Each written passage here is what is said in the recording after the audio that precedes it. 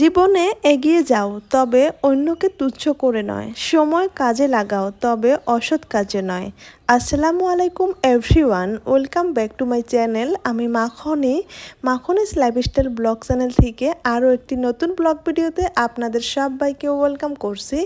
দেশ ও দেশের বাহিরে যে যেখান থেকে আমার ভিডিওটি দেখা শুরু করেছেন, আই হোপ সবাই সুস্থ আছেন, নিরাপদে আছেন। আমরাও আলহামদুলিল্লাহ ভালো আছি। আরও একটি নতুন ব্লগ ভিডিও নিয়ে আপনাদের মাঝে হাজির হয়েছি। আশা করছি আমার আজকের ভিডিওটি আপনাদের থেকে ভালো লাগবে। আমার আজকের ভিডিওটি স্টার্ট করেছি আমার শখের বারান্দা বাগান থেকে। আমার বারান্দার যে আমি গাছগুলো রেখেছি, ওই গাছগুলোতে পানি দেওয়া থেকে আমার ভিডিওটি স্টার্ট করেছি। তবে পানি দিচ্ছি কিন্তু একটু দেরি হয়ে গিয়েছে। সকালে নাস্তা কমপ্লিট করেছি, তারপরে কিন্তু আমি গাছগুলোতে পানি দিতে এসেছি। আমি এভাবেই গাছগুলোতে পানি দেই, তার কারণ হচ্ছে গাছগুলোতে পানি দিলে বারান্দাতে পানি পড়ে একদম অবস্থা খারাপ হয়ে যায়। সেই কারণে সকালে নাস্তা কমপ্লিট করে আমি গাছগুলোতে পানি দেওয়ার চেষ্টা করি। পানি দেওয়ার পরে যাতে বারান্দাটা পরিষ্কার করে নিতে পারি, সেই কারণে নাস্তা করার পরেই আমি বেশিরভাগ গাছগুলোতে পানি দেই। তো যাই হোক, নাস্তা করার আগে তো অনেক বেশি তাড়াহুড়ো থাকে, নাস্তা বানানোর একটা তাড়া থাকে, তো তখন তো আর এই কাজগুলো করা হয় না। তো আসলে আমাদের সবারই কাজের প্ল্যানিংটা নিজের উপরে ডিপেন্ড করে। আমরা কিভাবে কাজগুলো করলে আমাদের সুবিধা হবে, সেইভাবেই কিন্তু আমরা কাজগুলো করি। তো যাই হোক, এখন প্রায় 9টার মতো বাজে, আর এখন থেকে আমার ভিডিওটি স্টার্ট করেছি। আজকের ভিডিওটা ছিল বন্ধর দিনের। তো মেয়ের স্কুল বন্ধ ছিল, তো স্কুল বন্ধ থাকার ফাঁকে ঘরের কিছু বাড়তি কাজ, যেগুলো আর কি প্রতিদিন আর কি করা হয় না, সেই কাজগুলোই কিন্তু করে নিচ্ছিলাম। বারান্দাটা প্রতিদিন মোছা সম্ভব হয় না, দেখা যায় আমি একদিন পর পর পানি দেই গাছে, সেই ফাঁকেই আমি বারান্দাটা মুছে নেই। আর মাঝে মাঝে তো অনেক বেশি ভালো করে আর কি ডিপ ক্লিন করতে হয়।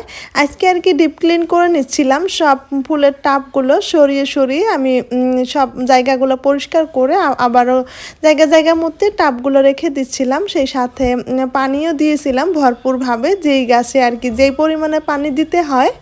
তো এই মুহূর্তে যারা আমার ভিডিওটি দেখা শুরু করেছেন, একটা লাইক দিয়ে ভিডিওটি কন্টিনিউ করবেন। আর যদি আমার চ্যানেলে আজ আপনি নতুন হয়ে থাকেন, আপনি চাইলে আমার চ্যানেলটি সাবস্ক্রাইব করে নিতে পারেন। পাশে থাকা অল অপশনটি ক্লিক করে রাখবেন, এতে করে আমি নিত্য নতুন ভিডিও আপলোড করার সঙ্গে সঙ্গে আপনার ওখানে নোটিফিকেশন পৌঁছে যাবে, আর আপনি আপনার সময় সুযোগ মিলিয়ে আমার ভিডিওটি দেখে নিতে পারবেন। আর যদি দুইটা কাজই অলরেডি করে রেখেছেন, আপনাকে জানাই অসংখ্য ধন্যবাদ।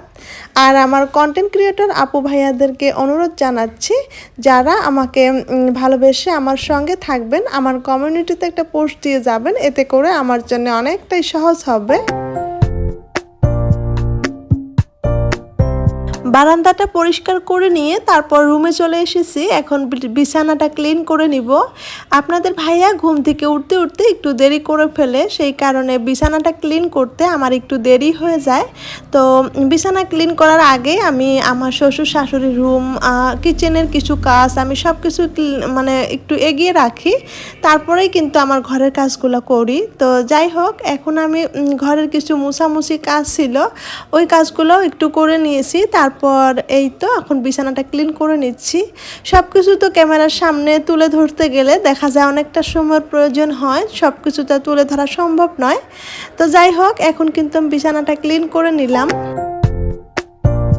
এখন একটু একটু করে সংসারের কাজগুলো করতে থাকি, আর আপনাদের সাথে কিছু কথা শেয়ার করব। তার আগেই দেখেন আমি কতগুলো কাপড় বাহির করেছি। তো গত 2 দিন মেয়েকে নিয়ে স্কুলে গিয়েছিলাম, সেই সাথে বৃষ্টি ছিল, যার কারণে কাপড়গুলো ধুই নাই। তো 2 দিনের কাপড় যেহেতু জমা হয়েছে, সেই কারণে অনেকগুলো হয়ে গিয়েছে। তো ভাবলাম আজকে আর কি স্কুল বন্ধ আছে, সেই ফাঁকে কাপড়গুলো ধুয়ে নিব। তো কাপড়গুলো ভিজিয়ে রেখে আমি কিন্তু দুপুরে রান্নার জন্য কিচেনে চলে এসেছি।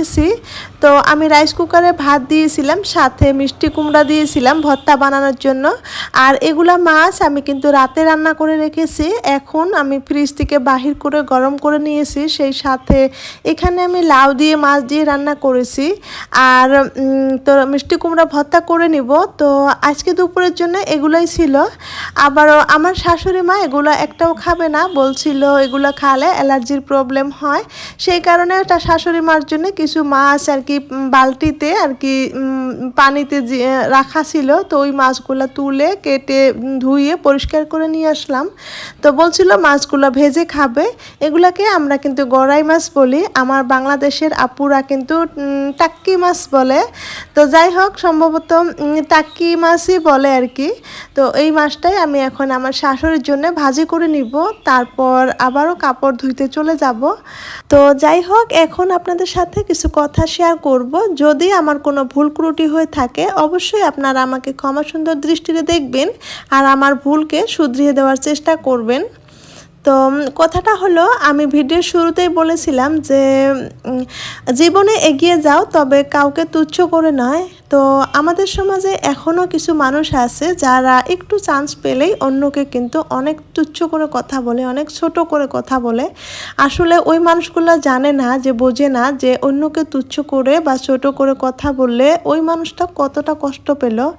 তো আসলে বলার কিছু নাই, এখানে আমি বলছি বা আপনি শুনবেন সেটাও তো না।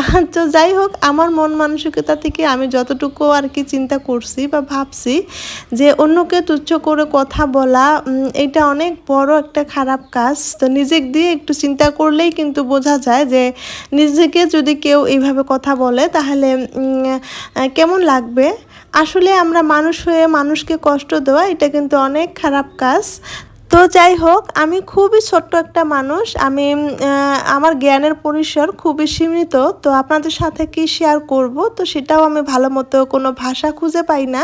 তবে আমার মন মানসিকতা থেকে যতটুকু চিন্তা করেছি সেটাই আর কি আপনাদের সাথে শেয়ার করলাম। আমরা যদি একটু সূক্ষ্মভাবে চিন্তা করে দেখি, আপনার মুখের ভাষা বা আপনার কথার ভঙ্গি আপনাকে কিন্তু চিনিয়ে দেয়, আপনাকে পরিচয় করিয়ে দেয় যে আপনি কোথায় থেকে বেরিয়ে এসেছেন। সেই কারণে কথা বলার আগে একটু ভেবে চিন্তে বলতে হয়। আপনার অথবা আমার কথা বলার ভঙ্গিতে প্রকাশ পায় আমাদের সৌন্দর্য। আসলে মানুষের কথা বলার ভঙ্গিটাই সব থেকে বড় জিনিস। মানুষের সাথে যদি ভালোভাবে কথা বলা যায়, ভালোভাবে ব্যবহার করা যায়, সেটার থেকে বড় আমার মনে হয় আর কিছু হতে পারে না। তো কথা বলার ভঙ্গি, আপনার ব্যবহার, এইসব কিছুই কিন্তু আপনার পরিচয় বহন করে। তো যাই হোক, ছোট্ট একটা মানুষ হয়ে আমি অনেক বড় বড় কথা বললাম, আপনারা প্লিজ ক্ষমা সুন্দর দৃষ্টিতে দেখবেন। তো এখন একটু ভিডিও রিলেটেড কথা বলি। তো কাপড়গুলা যে তখন দেখিয়েছিলাম, তো কাপড়গুলা কিন্তু আমি অফ ক্যামেরায় ধুয়ে নিয়েছি, আপনাদের সাথে শেয়ার করতে পারি নাই, অনেকটাই দেরি হয়ে গিয়েছিল গোসল করতে করতে। তো যাই হোক, তো কাপড়গুলো শুকিয়েও দিয়েছিলাম, ভাত খেয়ে নিয়েছিলাম, তারপর কাপড়গুলো যখন উঠিয়ে রুমে নিয়ে আসতেছিলাম তখন একটু ভিডিও করেছিলাম।